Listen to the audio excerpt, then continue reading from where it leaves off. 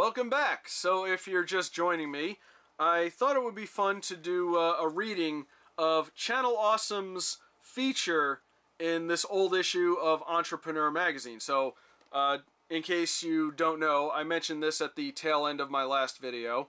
I'm sure not many people made it that far, so let me bring you up to speed. This is the December 2009 issue of Entrepreneur magazine, the issue which Channel Awesome was featured in it, and they did a small article on this. It's actually part of a much larger article. It's called the 2010 trends part. It's multi-page. It talks about all different people, who have like up and coming businesses, I guess, and they're only mentioned at the very end of this article. Again, I don't know if this is available digitally online. Maybe you'd have to like subscribe to Entrepreneur on their website or something to get to it.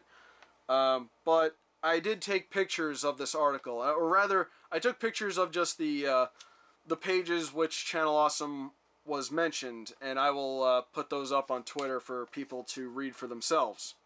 So, they did a little bit about Channel Awesome here. It's not very long, but it is interesting to see. You got a big old picture of Doug Walker right there. Doesn't he look so serene and professional looking? You also got there's Mike Michaud right there underneath him, and probably the funniest thing is there's Mike Ellis. Mike Ellis, who was brought up in the document. Old Uncle Touchy himself, Mike Ellis, featured in a 2-page spread in Entrepreneur magazine.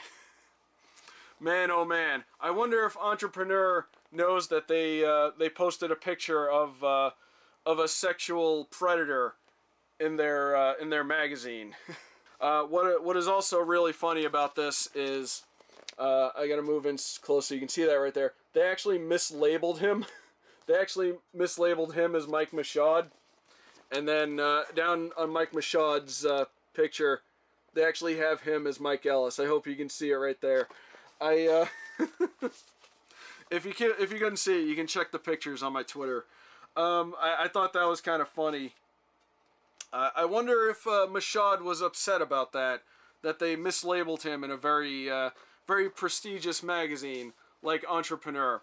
I remember Doug bringing this up in one of his Nostalgia Critic videos, which is one of the reasons why I went out and bought an issue, because I wanted to check it out for myself. I don't remember which video it was, but it goes back to what I was saying in the previous video about how, like, a lot of people, strive to gain that success that Channel Awesome has reached, and I think this issue of Entrepreneur magazine actually really kind of represents, the success that people could have received, if they had strived hard enough, because this was kind of inspirational. The fact that they were considered entrepreneurs, like successful entrepreneurs, it really, was an inspiration to a lot of people. So I thought it would be fun to read the little blurb. Again, it's not much. It's pretty much just on this page. It's like here to here, roughly. And they stopped talking about him at some point. So why don't I go ahead and read this? I've never done a reading before, so I hope I do this well. All right. So again, it's a big article. They talk about other people, and then they kind of transition into Channel Awesome. So here we go. Mike Michaud thinks his business wouldn't have gotten off the ground if he had started in a brighter economy. In 2007, Michaud was fired from his job as a clerk at the Darren, Illinois Circuit City for making too much money. I don't understand how that works, but whatever. So, with two 20-something friends, he decided to take a chance on an idea that he battled around the break room with for more than a year. Funded by a $5,000 loan from a friend's father and part-time jobs, Mashad, Doug Walker, and Mike Ellis started work on Channel Awesome, a web-based TV network that would host all original content. So this is their beginnings. Seems kind of innocent at first, doesn't it? Then one of their first sites, That Guy with the Glasses, featuring snarky movie reviews and question-to-answer bits starring Doug Walker, went viral on YouTube. So they switched gears and tried to capitalize on the popularity of the character. A little more than a year after launching ThatGuyWithTheGlasses.com, they're averaging 16.5 million page views a month and making $150,000 in revenue. Man, wish I could have that money. If I was working a job in commission retail, I don't know if I would have had the time or desire to do this. I know we wouldn't have been making decent money already, Mashad says, but the economy also forced them to be smarter about the way they structured their business and approached advertisers. So they approached advertisers about this. Now this next bit is is probably my favorite because in retrospect it's very ironic. And Mashad thinks their small budget and frugal beginnings had given That Guy with the Glasses a competitive advantage in a fast-growing field of web video. Small budget and frugal beginnings. Wow.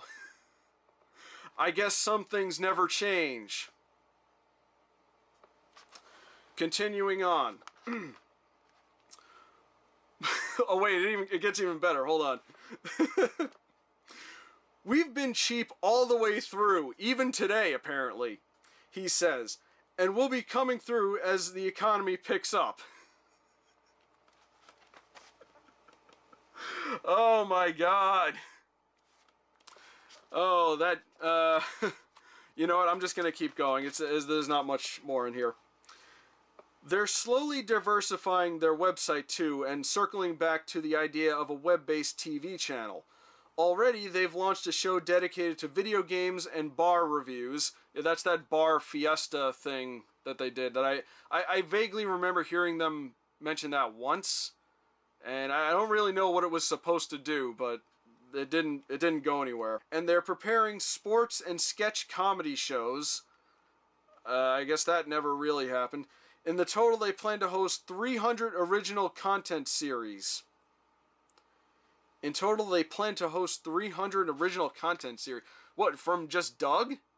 Or is that supposed to be like total? I don't know. I don't really know what that is alluding to. Whatever curveballs in the next year or years throw at the economy, it's clear the landscape has changed. Instead of sitting by and watching their futures grow bleaker, companies and workers are more... okay, at that point, they kind of stopped talking about Channel Awesome. So that's an interesting read, isn't it? And yeah, again, I'll try to get some good images of this up on Twitter. Hopefully they'll be readable enough.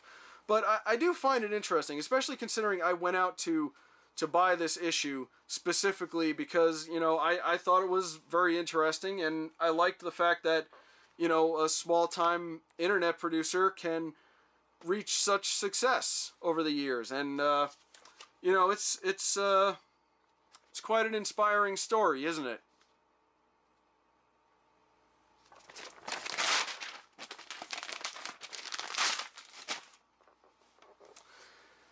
That's what I think of that. Well, I hope that was entertaining for people. I want to thank everybody for sticking by me for all the years. I'll do my best to not let anyone down. But, who knows what the future holds. But anyway, I got some more reviews to get through. And I'll talk to you guys later. Again, thanks for watching. And I'll see you around.